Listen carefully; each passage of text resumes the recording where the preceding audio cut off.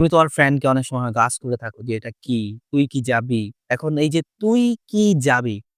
সে হয়তো বলবে হা বা না। এই তুই কি যাবি? এটার উত্তর যেহেতু হা অথবা না, তাহলে সেসব ক্ষেত্রে তোমার ই কার দিয়ে লিখতে হবে।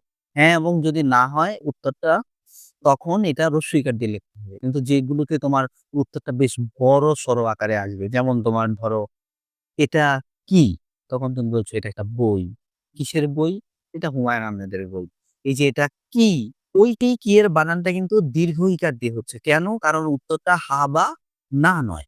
এখন সেই ক্ষেত্রে তুমি এটা বলবা না যে উত্তর বড় হলে দীর্ঘ ইকার। বরং এটার জন্য ডেডিকেটেড একটা নিয়ম আছে। যেমন ধরো সর্বনাম থাকলে, বিশেষণ থাকলে, ক্রিয়া বিশেষণ, যোজক। এই যে ৪ টা পদ এগুলো দীর্ঘ ইকার দিয়ে লিখতে হবে। ঠিক আছে? যেমন তুমি বলছো, "এটা কি বই?" আস্ক করছো, তাই না? এটা কি বই? তখন এটা সর্বনাম হিসেবে ব্যবহার হচ্ছে। কি আনন্দ! তো এই জায়গাতে কিটা দীর্ঘ ইকার। কি করছো? তাহলে এখানে আরেকটা জিনিস আমরা পেলাম যে যত বিস্ময়বোধক জায়গাতে আমরা বলি, "কি মজা!"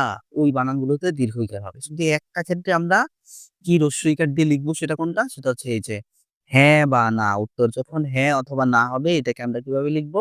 এটাকে আমরা ইকার দিয়ে লিখবো। এই কিটা ইকার দিয়ে হবে। আর বাকি যত কি আছে দীর্ঘ ইকার দিয়ে হবে।